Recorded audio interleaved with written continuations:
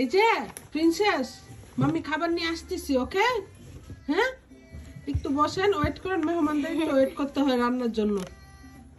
ওকে রুফি,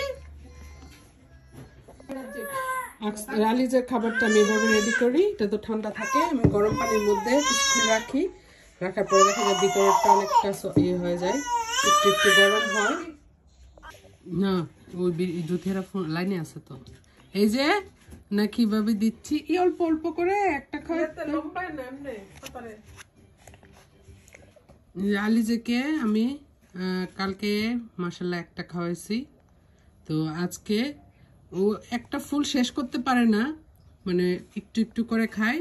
তো ওই যেটা খায় না ওইটা আমি আবার ফ্রিজে রেখে দেই, তারপর আবার পরবর্তীতে আবার খাওয়াই অল্প অল্প করে। ওনার সাথে মনে করেন ওনাকে এন্টারটেনমেন্ট করতে হবে, ওনার মনোরঞ্জন না করা পর্যন্ত উনি খায় না।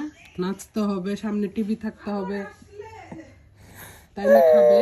মাশাআল্লাহ, একটু কষ্ট বাচ্চাদেরকে খাওয়ানো, কিন্তু একটু ধৈর্য নিয়ে খাওয়াইতে পারলে মানে অনেক শান্তি লাগে। কালকে তো আমার এত খুশি লাগছে যে আলি যে এটা এত লাইক করছে।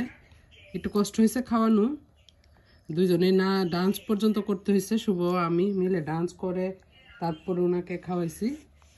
তো মা বাবা একটু কষ্ট করলে বাচ্চা খায়, তখন অনেক শান্তি লাগে। আমার কালকে তো খুব খুশি লাগছে যে আমার মেয়ে বাবুটা, আমার ময়না পাখিটা রাইস পুডিংটা অনেক লাইক করছে। তো অনেক আপুরা বলতেছেন যে 4 মাস আপনি কিভাবে খাওয়াচ্ছেন। 4 মাসের খাওয়ানো যায়, এখানে 4 মাসের ফুড অনেক আছে, প্যাকেটের ফুড, বোতলের ফুড অনেক আছে, আপনি ইচ্ছা করলে খাওয়াইতে পারেন। আমি তো 4 মাসেই ধরছি, নাহলে তো হ্যাবিট হবে না। 6 মাসে গিয়ে দেখা যাবে আমার অনেক কষ্ট হবে ওনাকে হ্যাবিট করতে খাওয়ানোর। কিন্তু এখন এই যে মুখের ভিতরে হাত দিয়ে দিবে, তারপরে খাবারটারে সবটারে পানি করে মুখের থেকে